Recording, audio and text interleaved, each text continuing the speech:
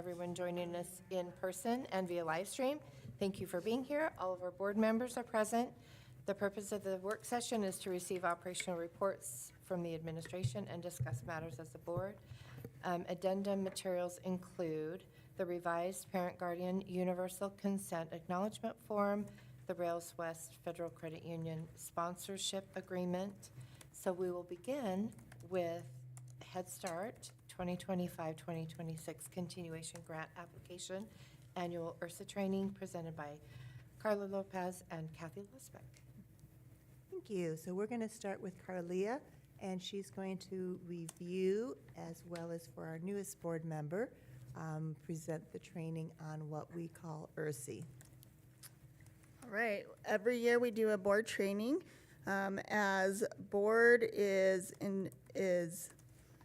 responsible for establishing procedures and criteria for the recruitment into our program, selecting which kids will attend and enrollment of the children. So this is my opportunity to share with you our program policies and procedures.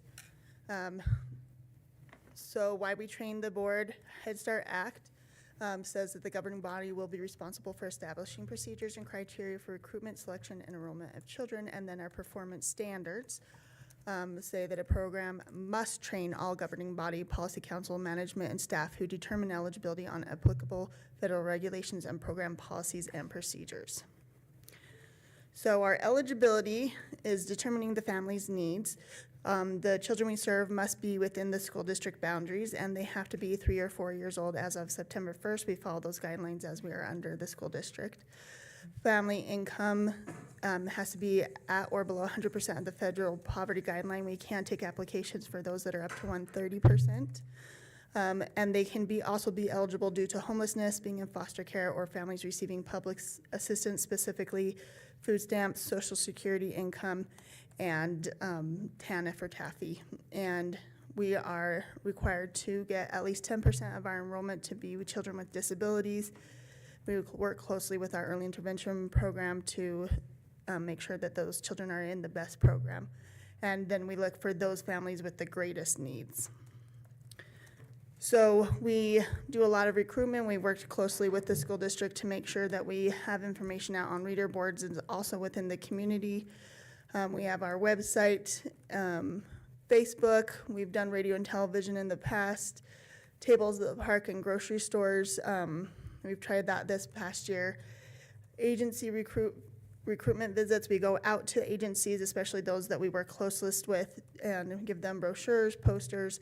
Again, we work with the early intervention and the infant toddler program, and we get packets out to the kindergarten registry so that those families who are most likely to have kids within our age and are in the school district know about our program.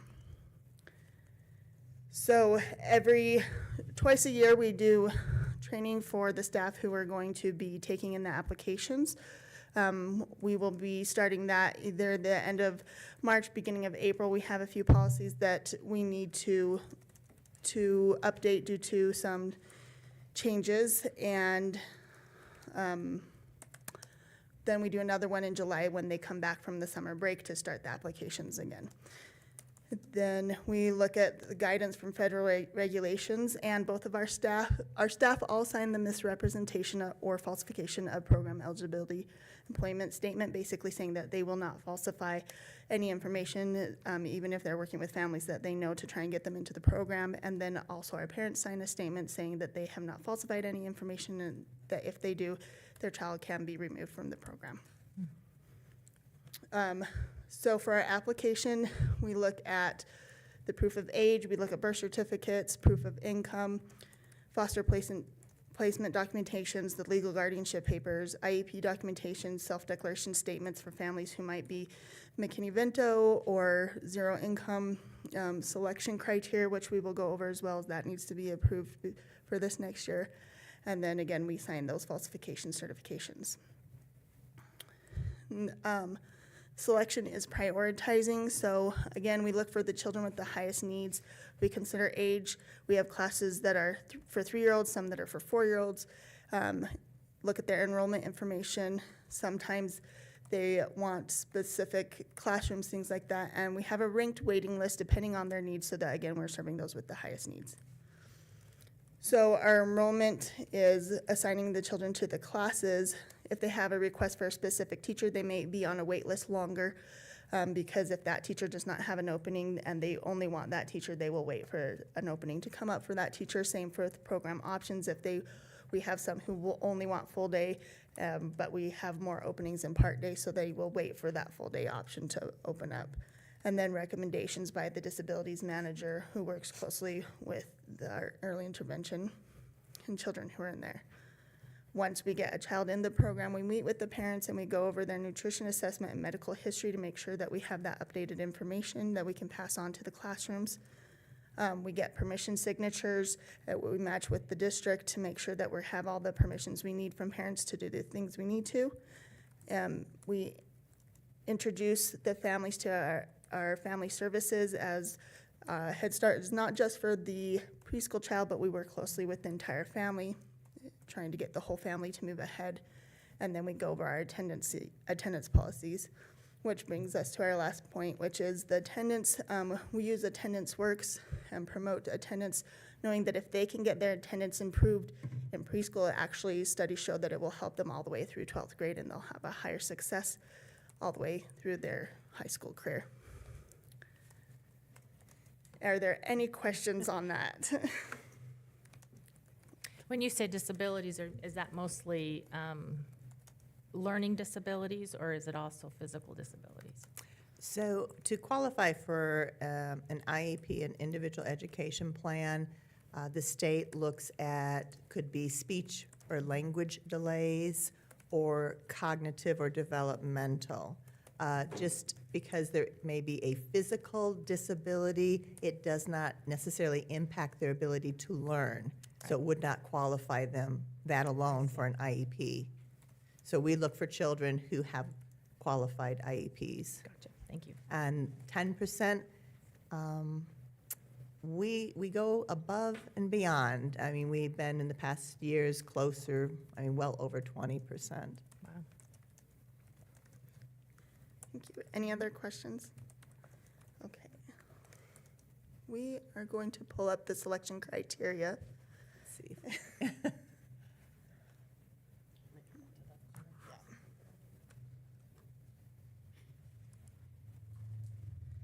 So we have an ERC committee that meets once a year. We met January 8th this year.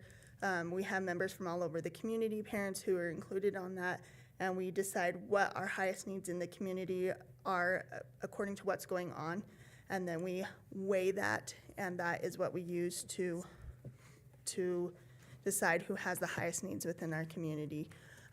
We do. Enlarge that if you want to see. So we know that those who are homeless and foster are going to have higher needs, so they're just weighted heavier if they check homeless or foster, and then this can be added in addition to it. So to go over the changes we want that they suggested we make this year, they wanted less on the GED, not because it's not important, but we realized that if they have issues because they don't have their GED, that they will actually get points in other areas. So we felt like that didn't need to be weighted quite as much, as they'll still get points in other areas, such as housing and work and things like that. Then we didn't fully remove this. We just actually moved that over to non-English speaking, so that has the child and the parents' English abilities together. And then they wanted to also move that from 6 to 4 because even though the parent not speaking English can be more of a burden on the family, they didn't feel like they wanted to weigh it quite as much, as there's more helps in the community every year. And who is they? The ERC committee that we met together with. And then they also put down from 8 to 6 points on the ability to read, understand books, forms, and documents for the same reason with the GED. They felt that if there were issues with that, if that was causing them other issues, they would get points in the other areas, such as the housing and work. This whole section about family medical was added as that is one of the biggest problems we're seeing in the community right now, and it held a huge part of our discussion that we had during the ERC committee. So we weighted most that the Head Start child does not have medical or dental. We also have if the parents are lacking medical or dental, or they don't have insurance, and then if the child does not have medical or dental home. And we work closely with a lot of the community members to help people who are in those situations, because we don't want to just bring children in and not be able to help them. Part of what we do is help them in these areas, so we want to make sure that these are areas where we can try and help them succeed. There weren't any changes to the child disabilities. They wanted to keep that the same, as well as with the physical mental health. And then Can I ask another question? Yes. What's a medical home or dental that home? means like having a medical office you go to, or an actual doctor or dentist that they go regularly. So a lot of our children don't see a dentist or a doctor at all, and so we help them get that. And then food scarcity, we just changed it from Idaho Food Bank to community food to make it more general, because a lot of them aren't using specifically the Idaho Food Bank on that. Social support, they actually raised that from 4 to 6 points, and it's not having a social support system here within our community. If they don't have that, we realize that they're actually lacking in a lot of areas that are outside of what we're looking at as well, and it can affect them in areas that we may not be already getting other points. Parenting, they moved Are You a Single Parent from 3 to 4 for similar reasons with the social support. And then we didn't remove fully the Are You the Primary Caregiver. We brought it down into the family well-being. If they mark anything here, they get 8 points, which is our maximum points on the criteria that we have right now. And then they combined it to say, you are the primary caregiver of a child or parent with a medical condition that counts as a disability or special needs, as we found that that is a heavy burden for families to carry. So are there any questions or concerns about any of these changes? On number 13, Yes. it's 8 for each, so they could potentially have more than 8, or is it 8 if any one of those things? 8 if any one of those things. Because all those are, Pretty heavy. yes. And a lot of times if they have one, they'll have multiple of those things, so. Yeah. One thing to note about our selection criteria, the Head Start regulations do not say how detailed you need to make it. You just need to provide something that really will indicate those families with the greatest need. But for us, besides achieving that, it also helps us to better know the community. You know, what are the things that our families are experiencing? The difficult thing is sometimes there's not much we can do to assist them. So like housing insecurity, there's not many resources out there, but we still continue to help them as much as we can. So it has served us well. We definitely are finding those families with the greatest needs. Thank you. Okay. So this will be one of several items that eventually goes into our annual grant application, which is due on April 1st, 2025. As you are well aware, we still do not, the federal government does not have a budget for fiscal year 25. So the letter we received guided us to plan our budget and our program around our current fiscal year 24 funding that we have had. Obviously, I am carefully watching each day any changes that are coming along. But what you will have in front of you is our, in your packet, a preliminary program design and approach. So this was based looking at our annual self-assessment, and that you'll be able to see at the board meeting next week, where we looked at specific areas and made some recommendations, but also looked to see what things would best meet the needs of the families in our community. So when you look at our total program funding, it was, based on 24 federal year, so just a little over $2,070,000. That funding is broken out into program operations, which is where most of our expenditures fall under. The second smaller grant that we get from the federal government is for training and technical assistance for staff. So budget changes from the previous year, we are looking at somewhere between no more than 5% increase in staff salaries.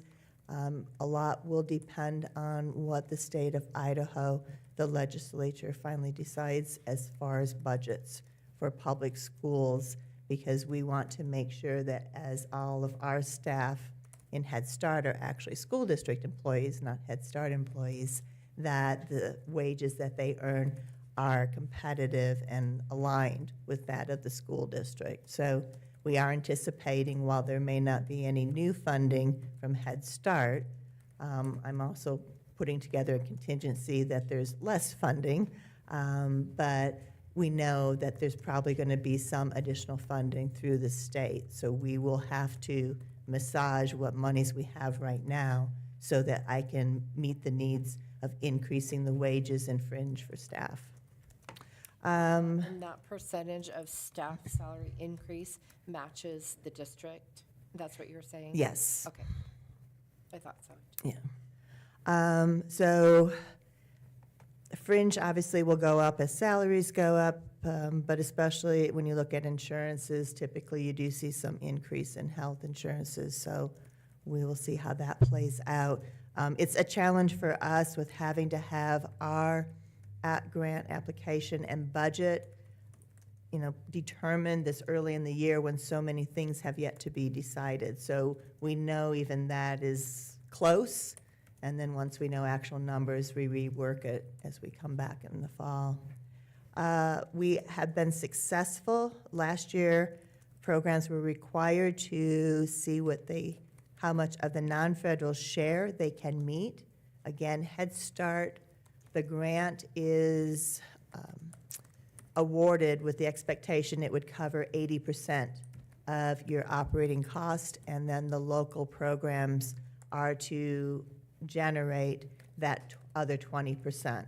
Since we are not a revenue-generating entity, we do it through a match or through in-kind, so it could be services that people donate, materials that they donate. Occasionally, we get a few dollars, but not too much. So we had gone with a 70% waiver, so only of the 20% generating 30, and we feel that we're going to be able to meet that this year. So we wanted to kind of make sure we had 2 years under our feet, and so we're going to continue asking for that 70% waiver for the non-federal share. And then the transportation monitoring waiver will again have in your packet for you. That is if we are not able to find bus monitors, so that we always have 2 individuals on the buses with our children.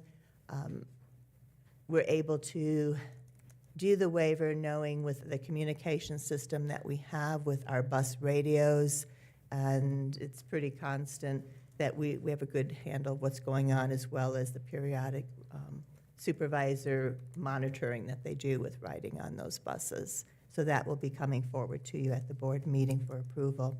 Remind me, it's not a separate bus, it's all part of our district buses? So it is, the buses are owned by the school district because they are the grantee recipient. So anything that's purchased with those federal dollars are under the grantee.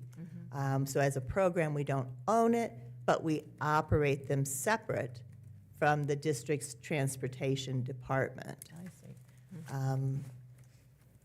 The history of transportation has ebbed and flowed over the years, and back in 2013 was when funding was not increasing federally, so we were no longer to support through the district's use of the buses purchased with federal dollars, but using transportation staff from the district to drive them.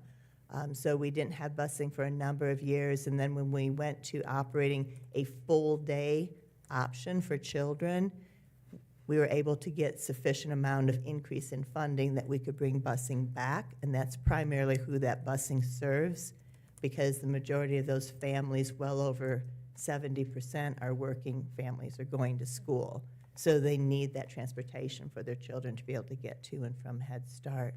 So we brought it back, and it has been serving their needs. Our bus routes, we can have up to 20 children on a bus, and pretty much every seat is taken. And this year, we were able to expand it, not just for our full day, but then also for some part-day services, in part because of the increased number of children on IEP.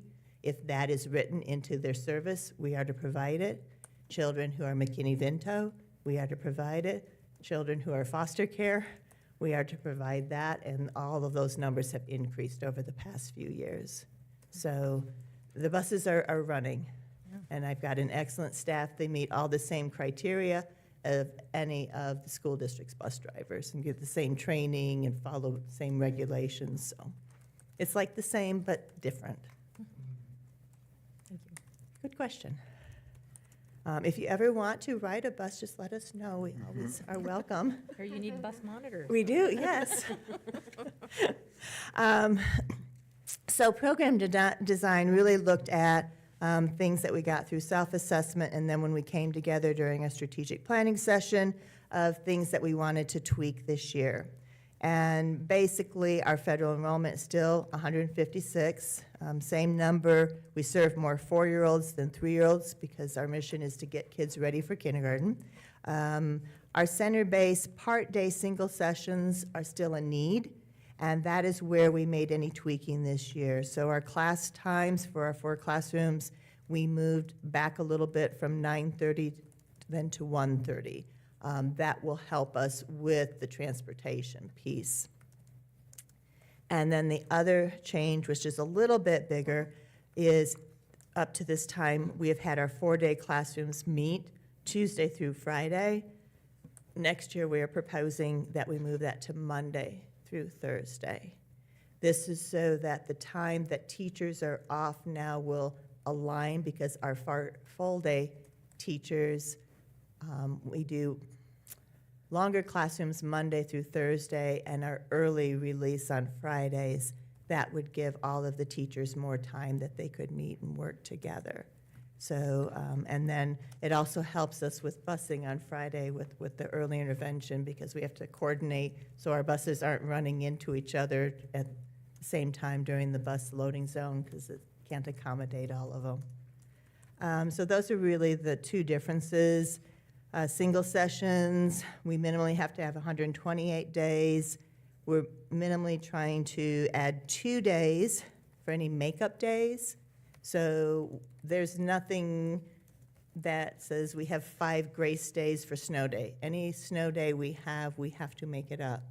Any other closure we have to make it up. Working on the program calendar for next year, it looks like we'll actually be able to build in 4 days. So that gives us a little more cushion. Then the full day sessions, no different from last year. They operate a little bit differently. It's not based on the number of days, but the number of hours. So when we were awarded the full day grant, we had to negotiate with the federal government, because the stipulation is that you will have over 1,000 hours of contact time with children, and 1,000 hours will not meet our needs because we rely upon the school district for support, and we would have to be well beyond the calendar year for the district. So we negotiated for 972 hours of contact time, which is challenging. So this coming year, we actually will be starting school 2 days before the district starts, and then ending 1 day after the district ends. But we got some additional hours in there, and that, again, to get that cushion built in. So we should have 24.5 additional hours. So if we have some snow days, we should be covered. Otherwise, staffing is all of the same, from direct service to support, and then administration. And then related to that is the the preliminary, then budget categories, as I continue to tweak the numbers, we're looking at, for program operations, your direct charge is $2,786,789 with indirect of $27,581, so moving it up to $2,814,370. Training technical assistance the same, total federal dollars, and these incorporate some additional funding that we had from COLA last year. The non-federal share stays the same, so when you look at total non-federal and federal, you're looking at $3,048,213. But again, that will potentially ebb and flow a little bit, but as of yesterday morning, that's where I am. So any questions that you have? I don't. Anybody else? Thank you so much. No, thank you. Yeah, Appreciate like I you said, guys. this will all come before you at next Okay. week's meeting. Okay, thank you Thank you. very much. Next, AJ Watson, Sue Pettit, and Cassie Atwood will provide an academic update.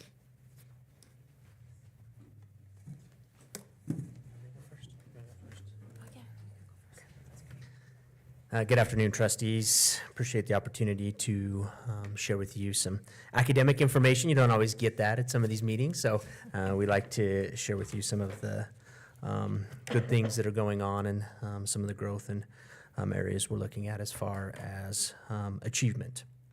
I'll start with the elementary. In your packet, you should have, I don't know what it's titled, it might be under iStation or ISIP reading assessments. And this is the computer adaptive test. It actually is from iStation, but it's called the ISIP, the iStation's Indicator of Progress.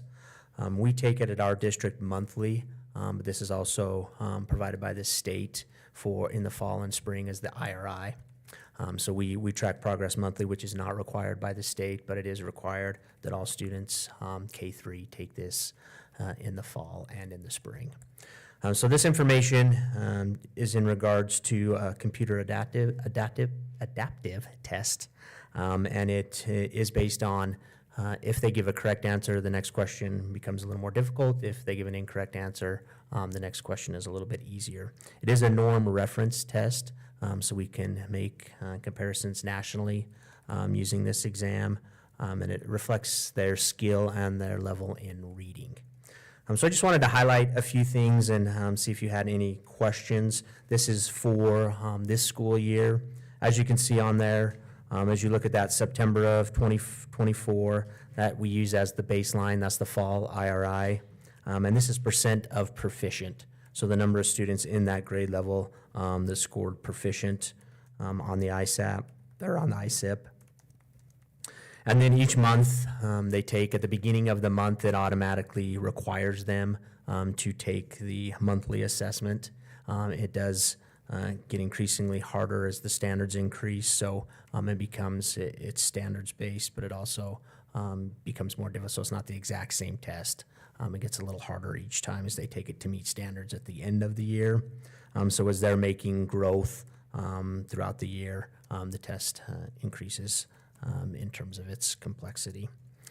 So to show you on there, as you take a look, you can see each month, but I also have on there, we always like to compare not only grade level wise where we're at with the state, but also growth as far as district proficiency. You can see the area where we typically grow the most as far as growth is in kindergarten, obviously, as they come in and a lot of them, the first real structured learning environment. And then opportunities for them to grow. But you can see district proficiency growth. We increased percentage in all of our grade levels, obviously with kindergarten growing from September to February, a total of 17% in terms of proficiency. And then you can see on there, the state has as their proficiency levels have increased 6%, and each grade level varies a little bit in terms of overall proficiency. I also put on there down the next kind of level for you is just kind of a 3-year look. It's nice to see a 3-year comparison in each grade level of the proficiency growth. So I just pulled February of the last 3 years and made some comparisons. You can see kindergarten is pretty close to comparable. First, second, third grade, see some pretty good increases over the last 3 years. And then fourth and fifth grade, they're down a little bit as you look at comparison to the prior 2 years. But if you look at, I also like to look at kind of what I call cohort data. So if you follow that grade level back and kind of move, depending on where you start, if you start in February of 2025 with fourth grade, and then you move to February of 2024 when they would have been in third grade and then to second grade, you can kind of follow that grade level, because sometimes they'll say, oh, it's a low grade level. I hear that often, right? So you can kind of see, for example, with the current fifth grade group, you can see that in third grade they were at 61% and they're now at 69%. So sometimes it's nice too to look at the cohort data and follow that grade level and see, is the grade level actually making growth in comparison to where they were at the year before. And also, if you take a look at that fourth grade group, you can see that at the start of the year in September, they actually started at 53%, which was one of our, besides kindergarten, was definitely our lowest baseline group. And they're up to 61% now, so that they've made growth. Yes, over the last 3 years they haven't, but it's nice to be able to compare the baseline data and also the cohort data to see what that grade level group. Obviously, there's some change with students and learners that are in and out, but pretty consistent overall to compare some of those numbers. So I mean, obviously this is now public information. Do you ever get the testing scores from the charter schools or the private schools? Because I would imagine this could feed into what Courtney's doing with, I mean, we're showing. With the IRI data, yes, we can make some comparisons, and we plan to show in a positive way to those that do. Now, private schools, they're not required to take the same assessments, but charter schools, those public schools are. So we can make comparisons to them, and we plan to. I'm not saying anything I shouldn't, right, Courtney? We plan to share some of that information as we show some of our successes and how well our learners are doing. Great. As part of that campaign. And then next year, go ahead, Megan. What grade would it have been that you guys started the new elementary reading program? So it would have been, this is year 2 of the program. Okay, So this is our second full year. kindergarten and first would have been in that program. No, all of them. It started with all of our grades, K-5, it's only been for the last 2 years that we've started that. Does that make sense? So in 2023? yeah, the 2020, 2023. yeah, so these 23 scores would have been prior to implementing the new reading program. 24 and 25 scores would be with the new reading program. Okay, so the only kids No, that have had it wasn't- 100%. Oh, you're saying for the last 2 years that have only been in that program would be kindergarten, first Yeah. graders, correct? Yes, I'm understanding now. But wasn't 23 the first year of the program? So it would have been 23, 24. Okay. And so, 23, 24 would have been the first year. And then just by way of information, and maybe we've shared this with you before, but iStation has merged with a company called Amira, and they will be creating a new assessment that will start, I always have new assessments, and that will be starting next year. So they have indicated, tell me if I'm wrong, that it will not be a new baseline, that they will be using a lot of the same, but it will also be a little more adaptive and give a better indication of their current levels with different subtests. That was kind of what I was going to ask you about, because feedback from teachers that I have gotten is that the ISIP does not really correlate with the reading program as well as it should. So, in other words, it's not showing as much. The data. Okay, so you just said that they merged and they're making Amira changes. and So iStation. is that going to correlate with our reading program a little bit better than it has in the past? I don't know that it correlates because obviously these national or these norm referenced assessments are going to be based on a curriculum.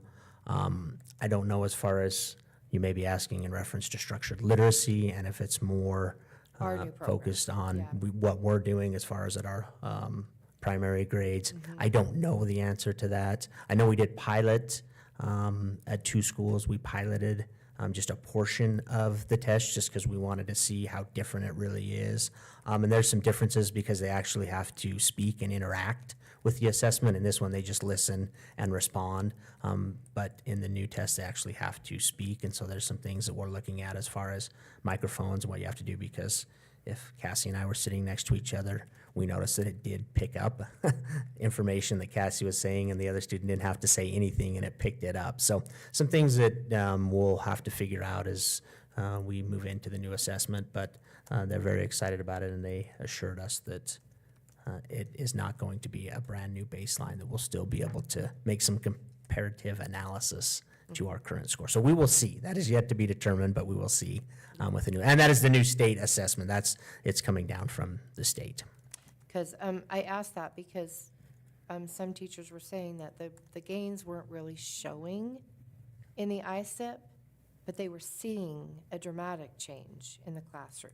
So that's why I asked that question. Yeah, and I've heard the same. I've heard the same thing, that they feel like that they have a better understanding and grasp in reading over the last 2 years with structured literacy and with the new curriculum teachers, but it's not directly showing in some of the assessments that they Right, fail. just because of the ISIP way that this is tested. testing.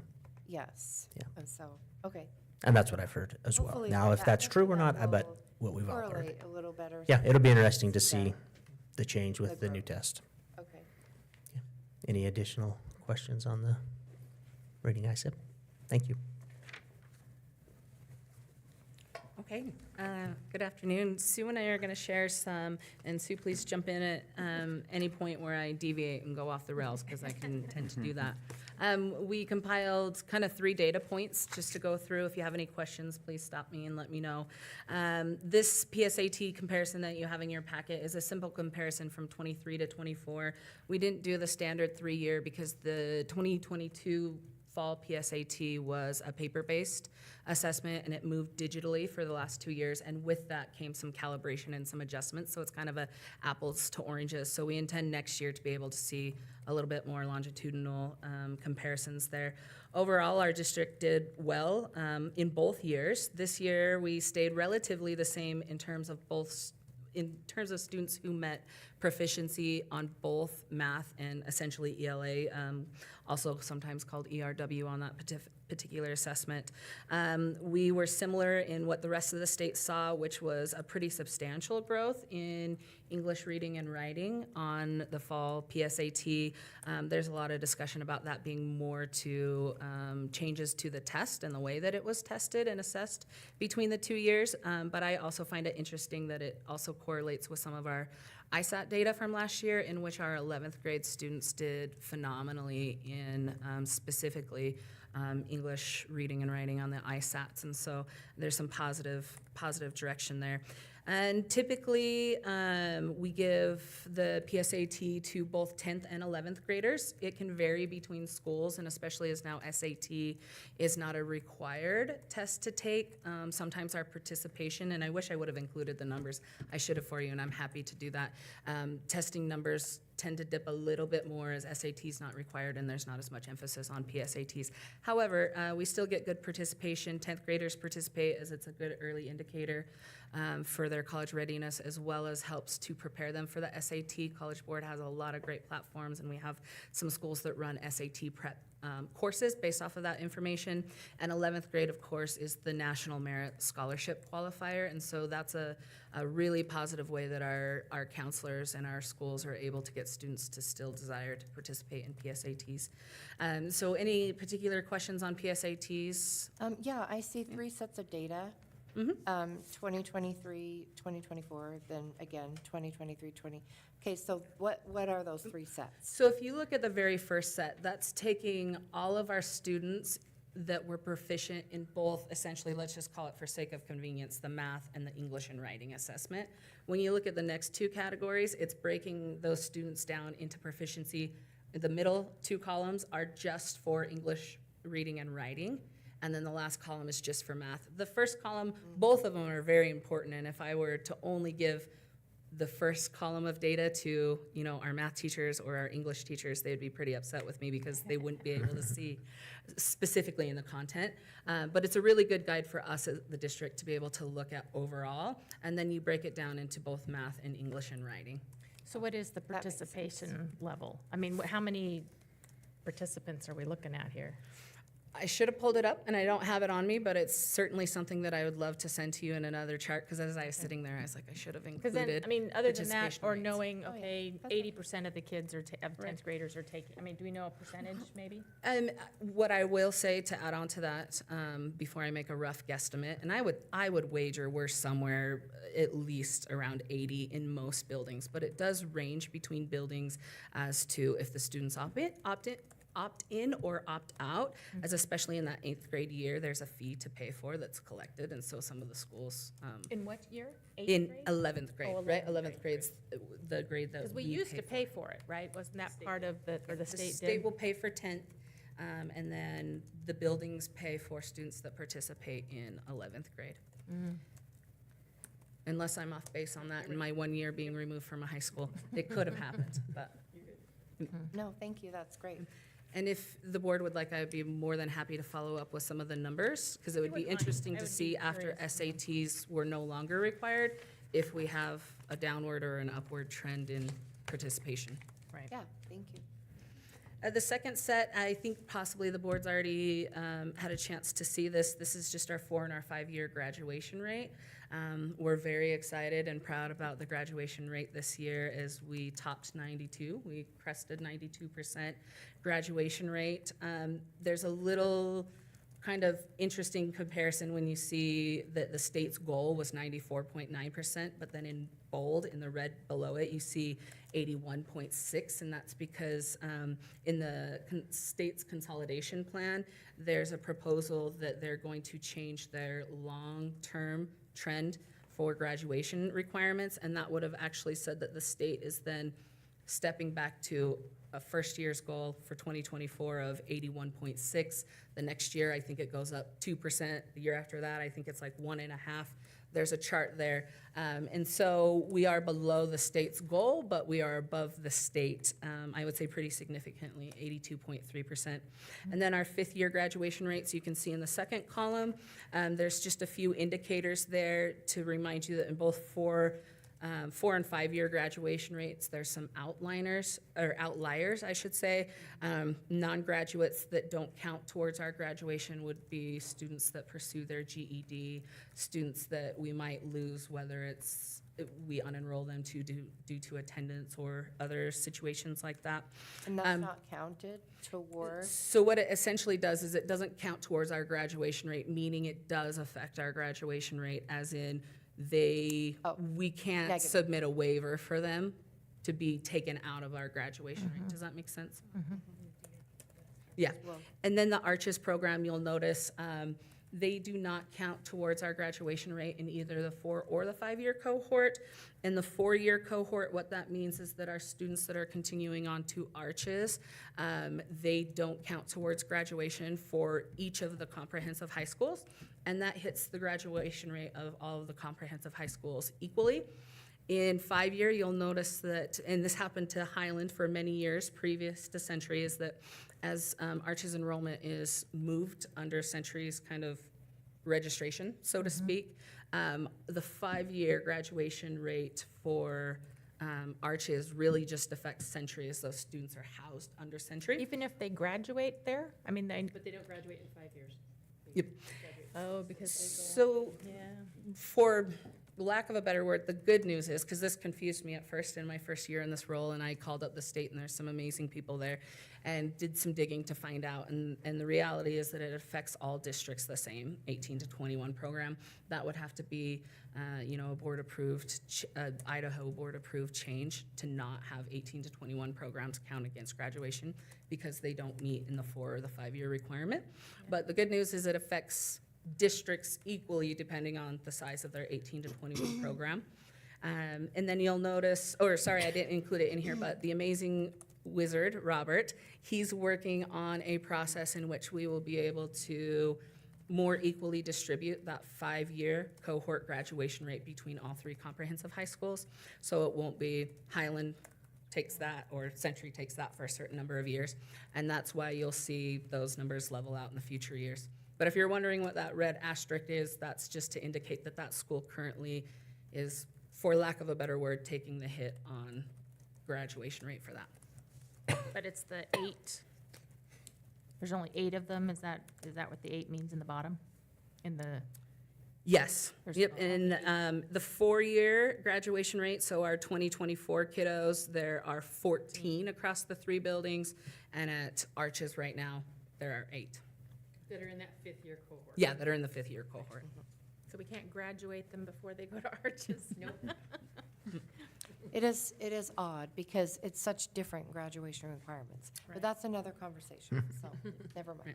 Yes, I wanted to do my due diligence when I first came into this position and make sure it wasn't something that I could change, but I was assured that it was not within my power to change that, so, not yet, maybe I guess one the day. question I would have is, I know that they've moved from Highland to Under Century.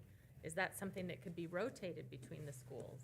Has that ever been? So, yes, it can be rotated, but what we're hoping to do is just, instead of moving them all under one school, is just leaving them in their school that Oh, they in their home graduated from. school, yeah. So Highland will have a couple of kids, Hokie will have a couple of kids, Central will have a couple of kids, and they'll just keep going with their. Right, oh, And that's what Robert's working on right now. that's a great idea. He's the infinite campus wizard and has found a way to make sure that if they're their boundary school, Sure. they'll stay under their boundaries. That makes the most sense. Thank you. All right, and the last piece, and I'll scoot this over to Sue so that she can see it. This took a lot of, again, Robert wizard magic in the Who is basement. this Robert? Robert Farnsley. We need He's to meet him. a couple days of the week, he's right next door to me in the basement, and he is the wizard. So this is just an update on the amount of dual enrollment and college credit data through second trimester. So for dual enrollment credits earned, easier said, courses passed, in our dual enrollment courses, we had 4,557. That equates to 13,625 college credits earned just this year so far in our high schools, which is pretty phenomenal. Again, as I was sitting back there, I would have been interested to see that in a long-term trend, and so We have it. next time, Yeah, I would We love have to it. see We what that present it looks to you like. every year. very good. Perfect. Okay, thank you. Thank you. Thank you so much. Middle school. So- Oh, I'm staying. I'm not Okay, going so anywhere. next, And I'll just stay 'cause I'm here next. All right. AJ, Oh, no, You've got other people. Cassie, Yes. and then we'll be joined by Yes, yes, if we can get Danny Danny and Summerall. Lisa to join us. Alyssa Novi. That's it? Okay. All right, For the middle school science adoption. that's wonderful. Thank you for hearing us. We're super excited to be able to have the last couple months of the hard work that our adoption committee had come together to be able to make a recommendation to the board today for purchase of Amplify Science for our middle school 6 through 8 integrated curriculum. I'm going to turn the time over to our committee chair, and so that she can share just a brief summary of the reasons that we felt Amplify just rose to the top. Lisa, do you want to read that? Well, just as an overall general statement, the committee's confident that Amplify's strengths in scientific rigor, engagement, and coherent instructional design make it the best choice to really support our kids' growing scientific literacy and their critical thinking skills. And Danny will go ahead and tell you some of the specifics as to why the teachers and the other members of the adoption committee, of course, came to that conclusion. Thanks, Lisa. We saw quite a few really strong points with the Amplify curriculum. We definitely noticed a strong alignment with both Idaho content and the next generation science standards. The very high ratings that we found on Ed Reports. One of the things, especially for me, but a lot of the teachers and parents on the adoption committee noticed the effective use of real-world phenomena and very, very engaging storylines, we thought, that created a meaningful connection to build scientific knowledge in a really nice, cohesive system. We were really excited about that. We will be moving to integrated science in the next year for 6th, 7th, and 8th grade, which means they're going to get a little bit of earth science, a little bit of physical science, a little bit of life science every year. Right now, they do physical science, 6th grade, life science, 7th grade, 8th grade is earth science. And we're really excited to kind of start engaging all of those and integrating them because it just makes more sense for our students as well. And Amplify does a very good job of that, was our. Can I ask a quick strongest point. question? Can you tell, so you're a teacher? I am a teacher. You at are, and so Franklin. I wonder if you could just introduce yourself. Oh, I'm sorry. Because I was thinking, Jump okay, are right you in. parents or teachers? What- I'm Danny Summerell. I teach middle school science, 8th grade at Franklin for earth science, yeah. And my name's Elisa Novi, and I'm an instructional coach for the district, but a former middle school science teacher. Okay, thank you.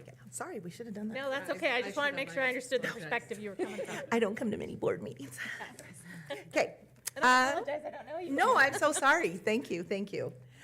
We also really liked the comprehensive teacher support as teachers. A lot of resource instructional videos that give us an example of the lesson, an example of how to run the lab activities, and we saw a lot of really good uses for those and the on-demand professional development they're willing to provide us. We also noticed a lot of great opportunities in their online platform, really high-quality interactive simulations. There are also some guided annotations of scientific text, which we feel are going to be very important for our students to be able to figure out the high points and the important points in the science that they read. We also really liked their assessment system, a lot of automatic differentiation based on student performance. So if a student is struggling, then it will kind of shoot them right into a system that maybe is more their level, and that was something that appealed to us as well. Amy and I on the backside were able to have wonderful negotiation, so to speak, with the publisher, and we're able to bring it in within target of both other platforms and within target of what the allotted amount for the secondary textbook budget was. So that didn't cause us any additional heartburn, as we had a couple that joined us knew initially that it did, and it came through perfectly. And so we would like to recommend to the board the purchase of Amplify Science for our middle school curriculum.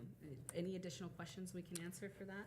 Oh, well, I did, so the differentiation, I know that the, remind me the one that they were talking, that was talked about that had the McGraw-Hill. levels. I think- You know, I the think- different, yeah. the levels in each assignment. Was And it, that was was it the McGraw-Hill, or are you talking about the blue, purple, the green McGraw-Hill. Okay. You know, that was mentioned, that was kind of a plus Mhm. in that. But then you just mentioned that it redirects for the Right. differentiation. And that's the blue, green, purple. And so fruit. that really kind of makes up for that, It doesn't does, yeah. Okay. We felt that. I remember hearing that, and I'm like, wait, this sounds really, okay. After further so- review, we were able to find many additional differentiation tools that Amplify had Oh. that was kind of the draw to McGraw-Hill.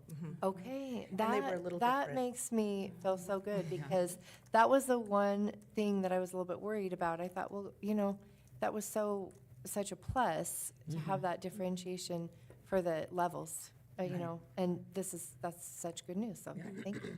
So then, does this bid include the workbooks you were talking about? It does. The specifics on that, which we're super excited about, is we were able to get in that bid 4 of the 6-year consumable workbooks, which is actually right on target with the consumption that we traditionally have with workbooks, that I've learned as I've came into this, that normally in a 6-year adoption, we end up with a surplus of those books. So this bid comes in with 4 of the 6-year workbooks, as well as the option to print if we want, or to purchase more if we want down the road. But it's highly unlikely that we'll need more than the 4 years worth for the 6-year adoption, as not every teacher who is indicated is going to be using those consumables Right. with every And, student. and does this include the lab? It does. What it doesn't include is the lab refills, and what those are, we went through the list pretty extensively with some of the team members. Those are alcohol swabs, pipe cleaners, things that generally in the past, we've always been able to purchase at a much cheaper rate through the buildings. And so we went through that. So they've got 2 years of single-use lab, which will probably last much longer if they're doing small groups to large groups, which tends to happen in a science classroom to begin with. And then the refill supplies we made through to make sure they were all things that were easily sourced, and it's paper, string, alcohol wipes, things like that, that we recognized we could get at a much cheaper rate if we just purchased through departments. And we've already earmarked the ability to have that budget for those schools in the future years to pay for those. Which we already have now. We have a budget Yeah. that we can use, and it would be nice to have it directed as, we know what we need to order every year, and that makes that a more effective use of our budget, I think. Well, Cassie, you did such a good job. I actually really loved the meeting. I thought you did a really good job presenting, and with the time, you know, you were so mindful of everything. Yes, I just was thought the it clock watch. I just thought that was awesome, and you both of you, you did such a good job. I just loved hearing all that you had learned, and the parents. I was going to ask, I how was did the impressed. parents Oh, interact? my It was a good goodness. group. I was absolutely floored. That's great. They went through so thoroughly through those curriculums and had such relevant information, and it was so incredibly helpful. Having their kids do the work, and, I mean, it was just. Did the kids love it too? They did. It's science. I mean, what Yeah. kid isn't going to want to? It do a was a science wonderful project. first committee to be a It part was. of. It was phenomenal, and I want to It was thank you great. both for being And a I part wanted, of that. yeah, I wanted Ray to also talk about his experience with it. No, it was great. Sure. It was wonderful, Sure. did a great job, and I really enjoyed participating as usual, and I'm really glad that you negotiated the workbooks, and these guys always have the best treats, too, so I'm just saying. Trina takes care of us It with was. snacks. It was really good. She'll even rotate the variety. It's great. Well, we appreciate you. It was a wonderful experience. Yes, Thank we're you. very I have thankful you guys one were there. question. Yes. And maybe Danny, you can answer this one best, but in 8th grade, what did you say they take? Earth science right now, Okay, right. so because it's leveled and you have physical science, I can't remember, life and physical, Earth, yeah. is this like a clean slate adoption, or is it like 6th grade will start and then 7th grade, or is 8th grade just like they're We're doing it all. missing? That's a Yeah, great we're question. completely going Okay. integrated with all 3 grades next year. Yeah. And we will be holding unit development this summer for curriculum implementation, but also earmarked for some of that is the 8th grade teachers. And Elisa could probably add a bit more to this, but we asked the schools what they wanted to see, and ultimately they wanted to rip off that Band-Aid, recognizing that the 8th grade teachers would spend some time this summer making sure that they could align and have additional focus on some earth science standards so that those students aren't missing out on what they need, but also being able to move on and not wait So to implement grade level. just Okay. focus on the absolute need. Yeah. And then. Love that. Yeah, That's and what our I wanted to hear. Yes, that's a great question, and our state does provide guidance on that. They publish what they call essential standards, so they'll be looking at those essential standards and maybe narrowing down some of what they need to cover in 8th grade versus what they can maybe, not cover as thoroughly. So, yeah. Thank you. It'll be a lot of fun work, first week in June, so I'll bring some good snacks if you want to swing by. It's Well, gonna that be- goes without saying. It's gonna be a lot of fun.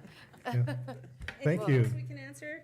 No, I mean, Ray, I just appreciate all the work that Ray did too. And, I mean, he's a researcher. It was good. I would like to say that It's good you I enough. never, I've done a book adoption in the past, but I didn't know what to expect because it was just teachers in the past. And now we did advisory with teachers and then our adoption with teachers, with parents, with you two. And I just didn't know what to expect. And I also was impressed with the parents and how they had looked so thoroughly through everything and they had really good questions and their insight and both of you participating and asking really, I thought, thoughtful questions that we needed to think about too. So for me, it was a really good experience. And yeah, this lady And stepped you, in and the did a good great thing job. is, and the good thing is you have all this support now, parents, the board, you have all this support and you're not by yourself.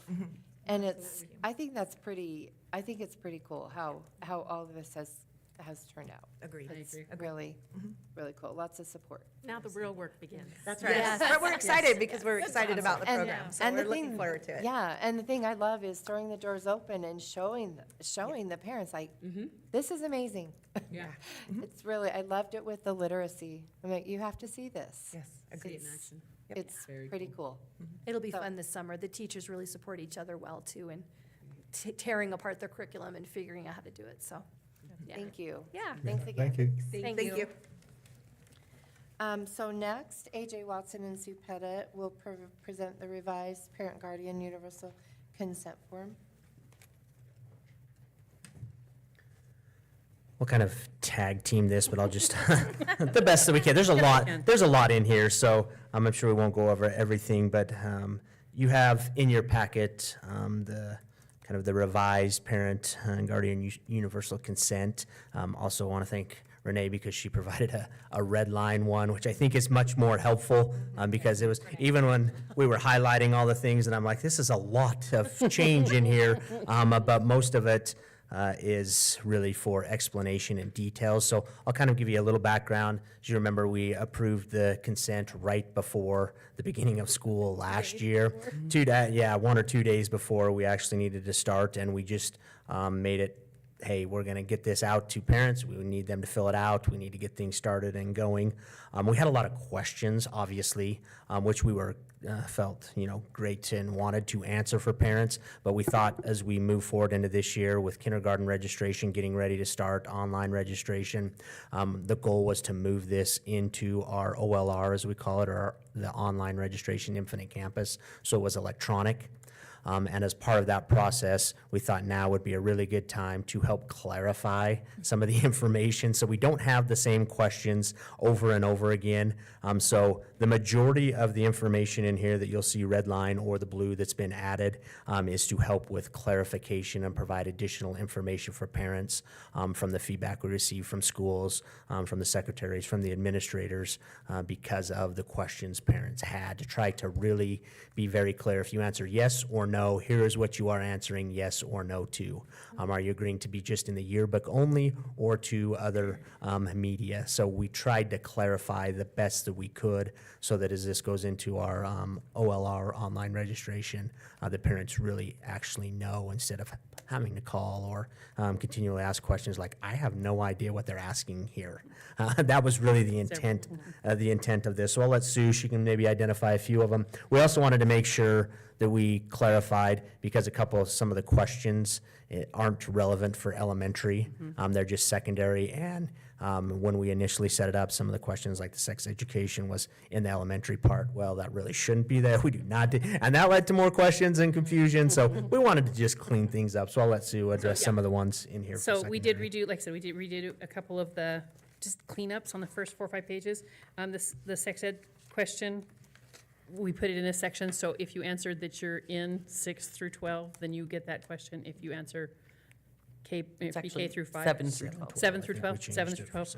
Can I make a Yes, observation? absolutely. You have Washington in there. Yep, and we'll make sure that that's, We'll take that out. yep. Thank you. We also had Kenport in there, and Kenport's not a school, it's a program. Okay. So there's, yeah. I saw And the that falls Kimport removed, and I under- was like, oh, but Washington. Yeah, and so that falls under the individual middle schools. Yes, Okay. yes, yep. So we had them take that out too. And then talked a little bit, like I said, about the military is another one that we asked about. We had it written that the military recruiters essentially would have no access to our kids. We don't have ability to do that. What the military requests is directory information, and parents can opt out of having that directory information sent.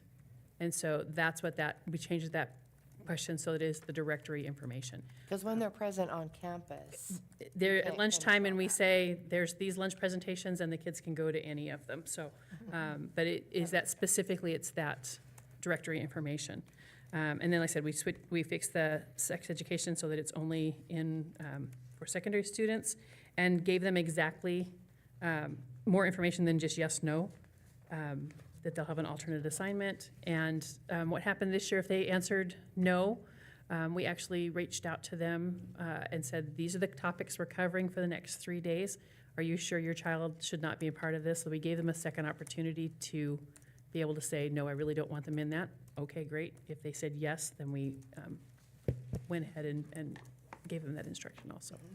So, on 17, it used to say controversial topics including, and then it said the, sex, all the different, like, I think there were 3.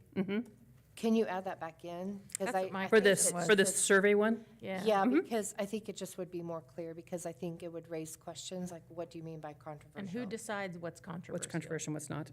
Yeah. Yeah, we but could if add you're, some- Yep, if you're absolutely. specific in what that Yes. is, then Yep. I think that Yep. would answer questions. Like I And said, who is the arbiter of controversial topics? Amy White. Okay. Well, but if you say the subject of them, then that is Yeah. the But determination. something else could come up Yeah. still. You- I mean, I you- agree. That's Eventually, my- I mean, ultimately, you are the okayers of surveys. So if we are issuing a survey, it has to come before you.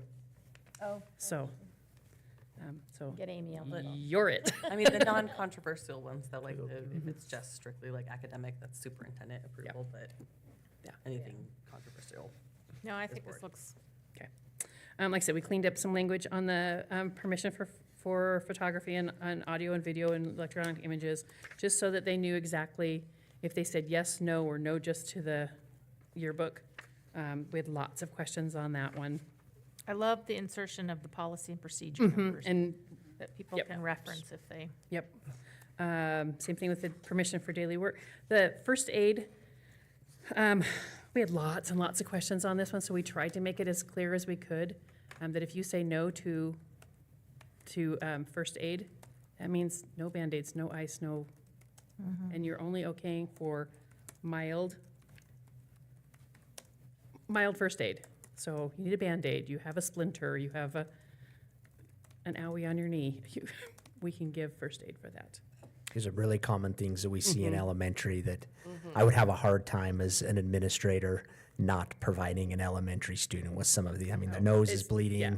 It's hard for me to not help a 5 or 6 year old who needs some assistance. But also I understand when you just have in there, first aid, that can mean a lot of things. So we're trying to really clarify. These are really minor, regular, everyday things that we want to be able to help support a young learner with that maybe an older student could help take care of. But sometimes you get bloody noses and other things. It's like, they need some help. Well, They're just struggling and they're crying and they're upset. So doing our very best to support them and parents to understand. We're not putting a splint on anything. We're not doing anything that, would require some type of medical training. We're not stitching anything up. Yeah. We're just providing It's a Band-Aid. No basic infection. first aid. But talk me through the process. I mean, obviously, a Google Doc like this sits on top of a spreadsheet. Kid comes to the office with a bloody nose. Is it the office receptionist that's calling or looking up on this spreadsheet, or what? Usually it's whoever's sitting in the office. And they looks it have up. this spreadsheet that they. have Google. quick- Right now, we have it in a Google form, but it is. And it's also marked in Infinite Campus, Okay, um, that's. So they can just bring up the child. so they can bring up the child and they can Okay. say, And it just has they've it. marked that was yes, my no, yes, no, question, yes, no. 'cause Google Sheets, It We've started with a Be Google sheet massive. and then it got to be hand entered, and that's what's gonna have to, right now, we're hoping to get this in our OLR, so it will go Automatic. straight With, in. what's Right. his name, Michael? yeah. Robert. you're- Robert. Robert. I'm so sorry. Michael Yep. Rowe. So sorry. Used to have a Michael. I am Yeah. so sorry. The wizard, yeah. But yes, he's gonna. Yes, Robert's working on putting it, Do some magic. so that we can put it, but any new students that so if we have a third grader who was here 5 years ago, comes back, they don't fill out an OLR, they have to fill this out by hand, and then it's hand entered by somebody. So, when we talk about doing this, when we talked last year about doing this with every kid every year, Yeah.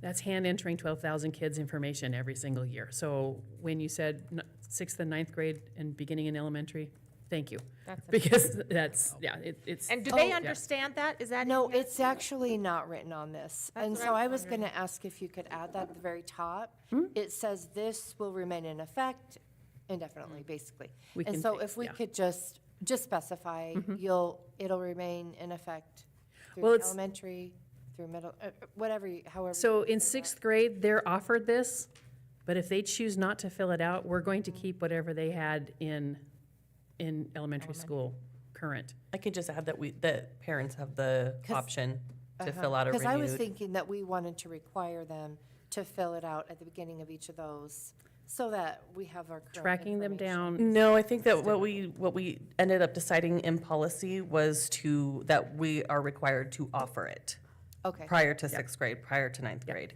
but Okay. not that they're required to fill it So out. those parents, like the new 6th grade parents would get the email to fill Absolutely. out the form, but Yep. we're not gonna hunt them down. correct. If we already have something in from elementary school, yes, we're gonna just keep it. But they can come in anytime and change anything on this. How do they do that? They go into the school and the registrar has a paper copy of this and they just refill it out. Okay. Now, is this accessible on Infinite Campus? So if a parent wants to look up, what did I do in third grade? Like, It is not. okay. So the only copy that the parent has is at the office, paper?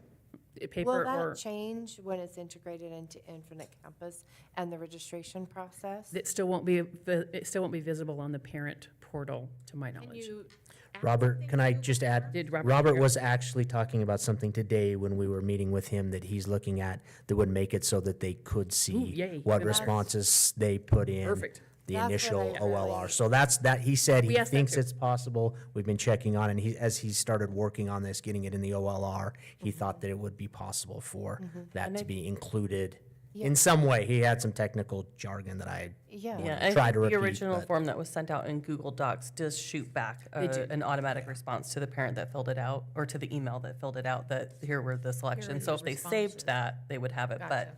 I about don't 5 know if years down the anybody road, created it for yeah, parents. they may not. So- no. Because it's not until there's a problem that they want to refer back to it. Sure. And so I just would want to make sure that if a parent say, if the school says, oh, you gave your permission, they ought to be able to go into Infinite Campus and see that without coming into the school. And, That's you know, that's the goal. So, Okay. yeah. that would be Yep. so awesome. The rest, like I said, it's cleanup language and some policy, making sure that we have the policies in there. On the sex education, number 10, it says, for more information on what sex ed topics will be covered, please review the enclosed health instruction, sex ed. So you're going to have the whole curriculum outline? It's not a whole curriculum. Just They an don't cover outline. a whole lot in in a health class, it's But that's a day or two. attached to this? it the is. outline? Actually, if you click on that link, it will pull that up also. And that is actually taken from what Amy Bowie had sent to parents individually in their letters that said, here's what we'll be covering. Are you sure you don't want your student to participate? And most parents came back and said, oh, okay, yes, I do want them to Okay, so participate. it's not a link for me, but that's okay. Oh, it Yeah, it I might just not work opened it in up. Board Oh, Docs, okay, but, I must be in the. okay, yeah. I'm In the okay, I've actual read it Google before. form, it will link to just the outline. I'm in the red line. Yeah. Yeah, But it opens up yep. in the other one. I have it open now. Oh, Tells you okay. exactly, this is what we're covering. Okay. It'll take this many days. And I had one other question, and that is, I think it's on the name pronoun. Just to be clear, if they say, yes, I give permission, they are actually required to communicate with the school to let them know which pronoun, which Yes. nickname this is. Yep. So if you they're keep talking looking, it about. says, yes, I give permission for the school district personnel to use my child's preferred name, nickname, pronoun, or title. Please contact your school secretary to request a copy of the nickname form. We make them fill out a form and it goes in, Okay, their and then permanent if file. they want to change that, they have to like, come in and they put in have to another come form. in. So this might discourage the daily changing. Well, the times. kids can't request it. It's a parent. The parent has to come in. Okay, So, perfect. Yep. Okay. Thank you. so, yep. Okay, Thank Those you. were my questions. Any other questions? all right. That's good, thank you. Yeah. I am. It's so nice. I'm hoping it will save a lot of phone calls and parent headache. Yeah, Not, and I. not on our part, parent headache, but just them reading it and trying to figure out what's understanding. being said. Yeah, and I appreciate the fact that there is no mention of class schedule, academic planning, because they That's don't separate. need permission Yep, for that. yep, And so I'm really glad that that's. perfect. And you may recall, we only had about a month or so Yeah, to put this together last year. yeah, it And was, so refining this process was definitely a priority for us this year. yeah, I And mean, for our families and the convenience of the. Yeah, looks good. Yeah. Yeah. it's really good. Okay, next on the agenda is Tanya Wilkes, who will present a draft Rails West Federal Credit Union Sponsorship Agreement. Yeah, I wanted to bring this in front of you during the work session, in case you had any questions before we go to the board next week. But we have a baseball coach from Pocatello High School, Vinny Benedez, that reached out to his workforce, Rails West Federal Credit Union. He's worked for the railroad for 26 years and talked to them. very similar to what we've done with Westmark, very similar to what we've done with Lookout Credit Union. But he reached out to him and said, would you like to help support me in putting turf in our field and adding some signage and updating with some windscreens and so forth at no cost to the district? And they didn't even hesitate. Within a week, they said, we absolutely would love to do this. So they're going to pay for the turf to be put in. They're going to directly pay the contractor to do that. And then any signage that they want to put up into the facility, like I said, again, very similar to Westmark, they're going to pay for that as well. This is so much better.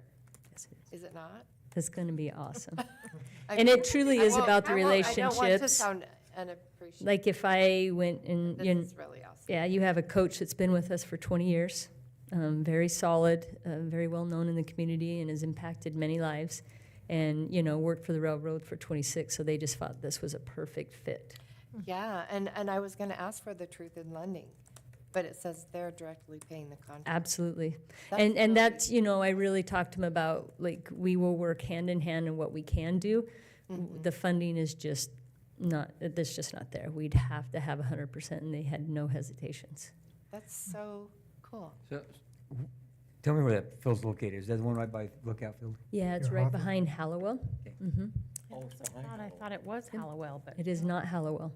So Pocatello High School has their own baseball field. Each high school has their baseball field, and Pocatello High School's is that one right behind Hallowell. So, So behind, when you say behind, are you stuck in north or Yeah. west? yes, north. Okay. I thought that was the football field.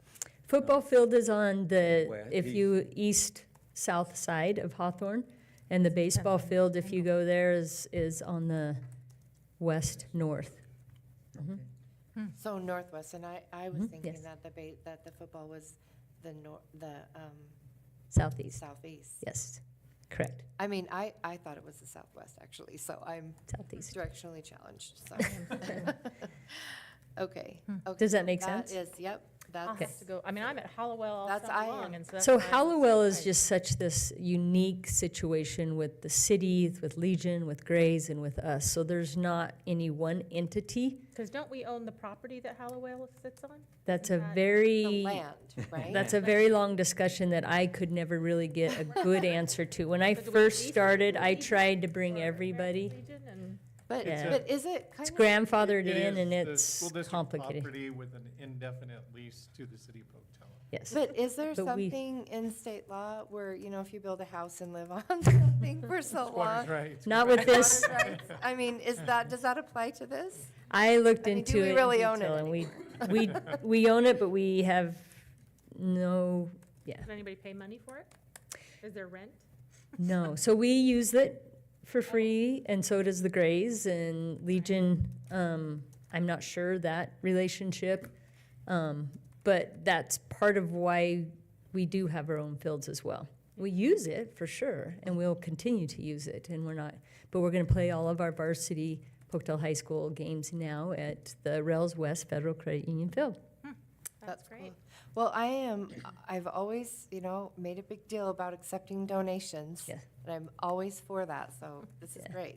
And one thing I do want to make public, we did have an addendum. I had their legal look at, so I created this contract for them, and I had their legal look at it, and they came back with a couple of things on that addendum part, but I think we misused the original. So the original had the year 2025 to 2035, and We didn't get that and changed. then it Copy didn't on get the changed. addendum. So We'll have it corrected. the for draft February. is the original with the two little Yeah. corrections on the addendum, not the whole thing.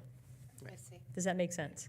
So all they asked this was is- if this is the the- field ever got moved for any reason That's it. whatsoever, that the name would go The with one it, that the city and did. absolutely, And and then they just wanted a this one banner in the palace. be for the- Oh, that's what I No wondered what worries. that meant. So those two additions, and that was it. Okay. So they will start this in July. I'm hoping we start as soon as possible. Oh. They took like literally 1 week. As soon as we get your approval, we have to wait till baseball season's over. Yeah, Yes. so probably, It was like, yeah. Their goal is August, with the turf company and so forth, but as sooner. awesome. So in the palace, is it some kind of a permanent thing, or is it just a banner type of a thing? A banner. So each year, different sports get to sell banners, promotional, and they just ask that their banner be provided up there. And we do the same thing for Portneuf. Portneuf's banners are always provided in the gyms with our agreement with them. I was just curious if it was a permanent kind of a thing, or, No. Well, nice work. That's So, great. so how much of that field will actually be turf? The whole entire infield, not the outfield. Okay. so like okay, just the Highland. infield. Yeah, so even, yep, Okay. the batter's boxes, everything. Okay. Oh. And we already have bleachers over there and the They won't have scoreboard dirt? over there and, They won't What's have that? any dirt further around the? no. Oh, really? And we already have No the, dirt around the bases, don't you have? that's all turf. That's just like Highland. So Highland's exactly the same But way. it's round. Yes. Okay, is so it'll that look. easier it to looks run on? I knew it was only the. All of infield. it is We've only turf. seen it from a distance. And truly, what we've found is you only have to replace in the 10 years is the batter's box and the pitching mound, because it just gets so much wear. So is that easier to run on than dirt? It's more, it actually has, yeah, because it absorbs water, you don't have the seasonal. And truly, you can get on it sooner, you can play on it longer, and you have a more Keep your true uniforms roll, if cleaner. you will, of the ball. You don't have hiccups with bowls and things like that, right, when the ball's rolling out and so forth. So it really is a place where most baseball facilities are going to. I think right now, we have about 12 of them in the south of Idaho that have these turf fields, complete turf fields. Is there any increase in injury? Because I know there was that discussion with the football. No, baseball fields are different than football fields. Baseball fields don't have as big of a cushion, or the length of the turf is like minuscule compared to a football. Does that make? And does it get slippery when it's wet and rained on? No different than grass. Okay. No grass Interesting. stains. No grass. that's- Grass. Anyway, this is great. Thank you. Still an outfield. Yes. That's true. Yes. Thank you. This is great. Thank That's you. really cool. Thanks. Thank you, Tanya. Next, Jonathan Balls will provide an update on the Idaho Power lawsuit. Good afternoon, board members. Thank you for your time this afternoon. We just kind of wanted to put this in the work session. I had previously just sent an email to each of you as a heads up. We got these first several paragraphs are just straight copy and paste from the email from Bannock County, which came from the State Tax Commission. And so again, our amount there that because of this lawsuit that we essentially will pay back, but that payback will basically be with withholding of a property tax in the amount of $65,925. That being said, if you look in that second total, approximately $12,700 is interest. And last time I spoke to them, they were trying to get that waived.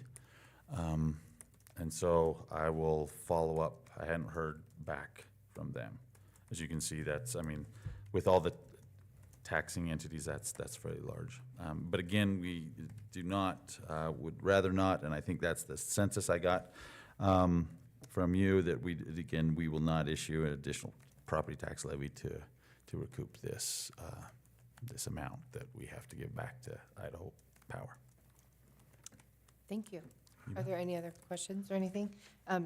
We'll move on to the budget adjustment. You bet, yes. Okay, this is, again, a work session. This is kind of your first look of that.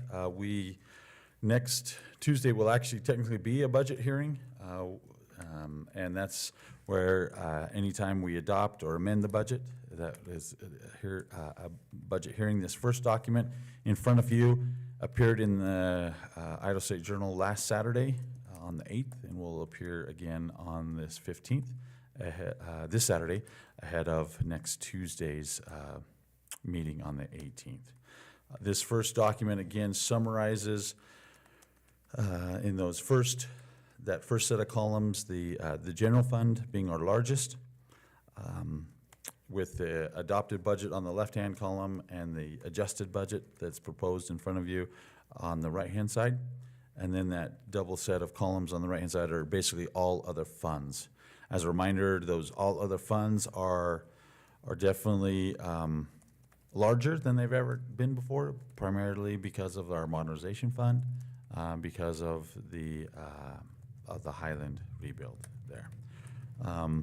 Just of note, as we've kind of discussed at length in the fall, after we knew kind of where our declining enrollment was, that state revenue declined $2.4 million because of that revenue. The good thing, and again, we're focusing, getting better with our crystal ball of where that beginning balance was. As a reminder, we set these budget figures in May because we have to get them into the paper. And then, basically we have 2 months left, of the current fiscal year, to try to judge kind of where they were at. And so that beginning balance is higher than we initially had budgeted, and that has helped to kind of absorb that. Again, as we referenced that with the reduction of the state revenue, and we help cover that, and with some additional expenses, we come out with, because of these one-time funds, we come out with almost a net zero impact to our reserves there. It's in the bottom half, top half revenues, bottom half expenditures, just in the different categories that we track: salaries, benefits, purchase services, supplies, and so forth. You can read through those. The next pages kind of, again, break down a little bit. The next page with the yellow heading there, we list all 36 funds. Again, some of them, meaning primarily the ESSER funds, are absorbed, ESSER 1, ESSER 2, and then we finished ESSER 3 this year. But you can kind of see what the original budget was and then the adjustment.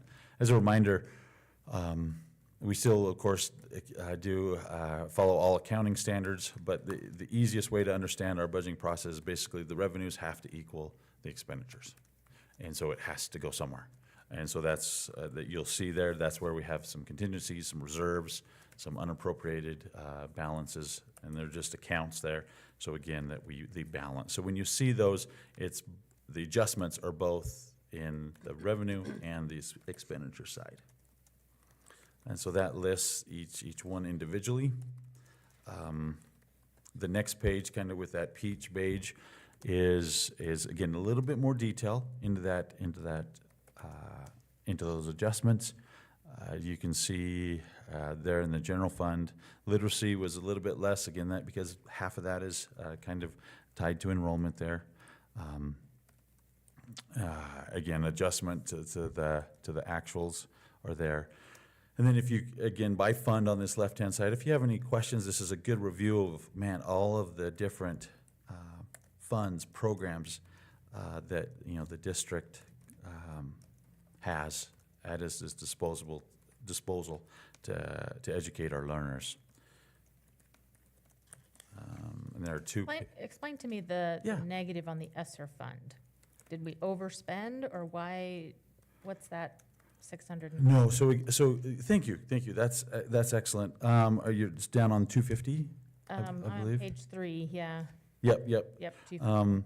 On the 250 side. So again, that's a budget, and so basically what that means is that in last May, as we were trying to calculate, okay, how much are we going to spend in May and June of last school year, we spent more than we did. So again, you're just looking at the budget. It's a tool, and so that means that the budget was $700,000 higher than what we actually spent.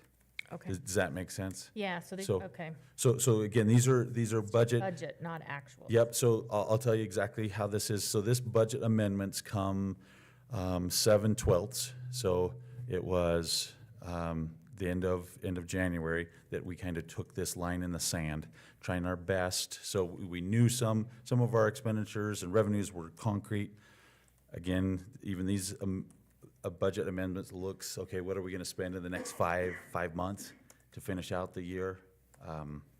And so that's where we can kind of project, okay, here's our salaries, okay, if the salaries are this, we know where the benefits are, and they kind of fall out that way.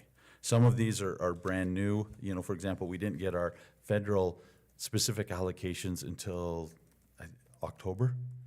And so we just do our very best, okay, it should be similar, this is what we're learning, you know, and, you know, from the state level, you know, through the federal government, and we try to do our best to get those.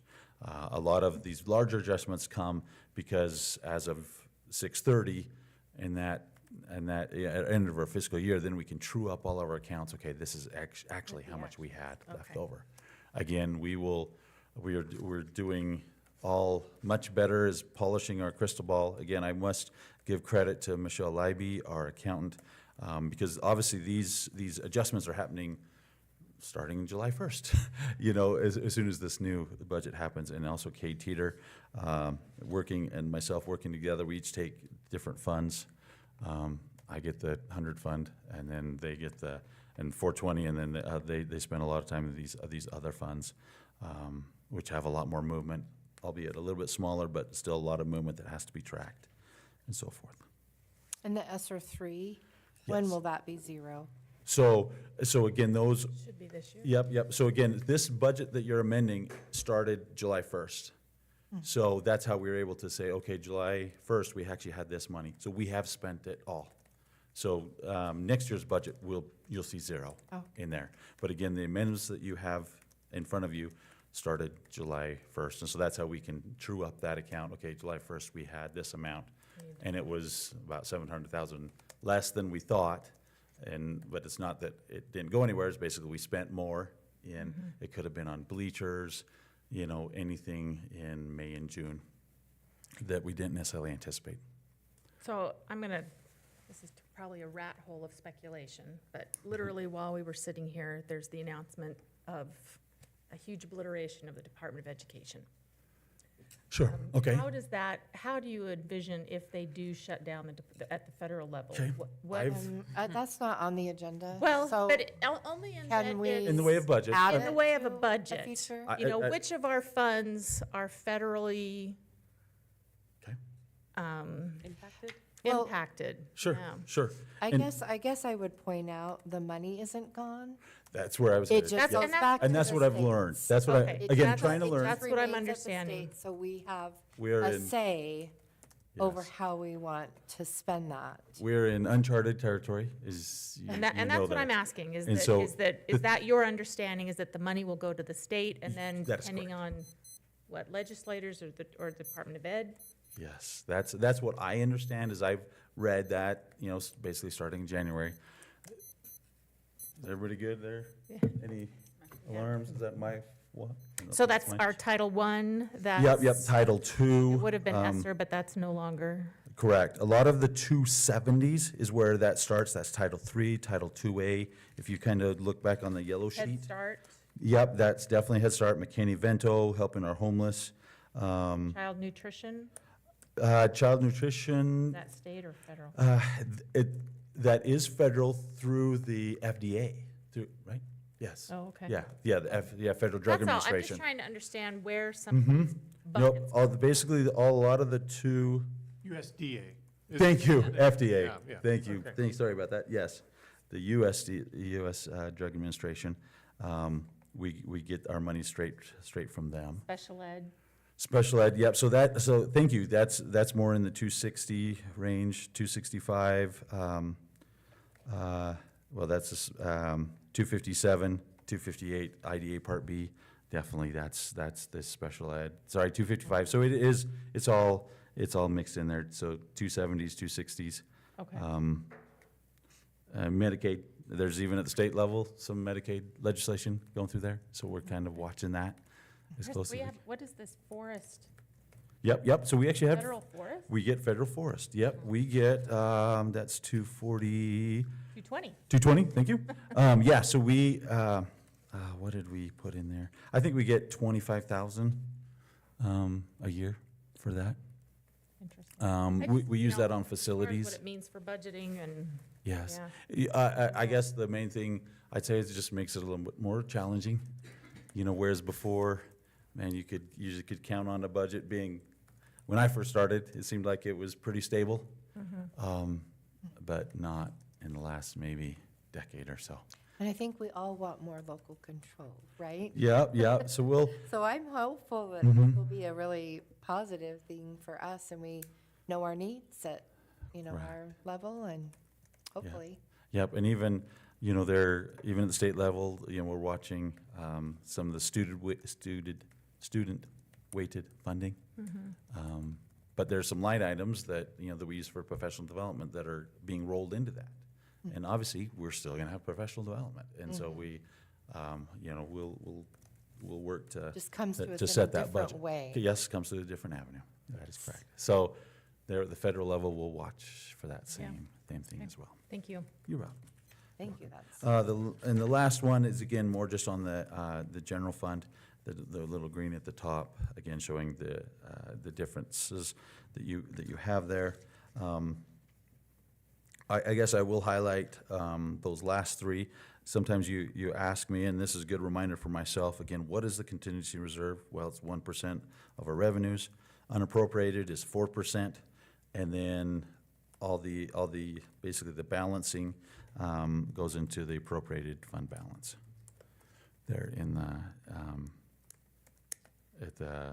there at the bottom. Again, we were slightly negative. The carry forward offset the reduction of enrollment from the state level, and so, but that still did take us down a little bit as our revenues didn't decrease there, and so forth.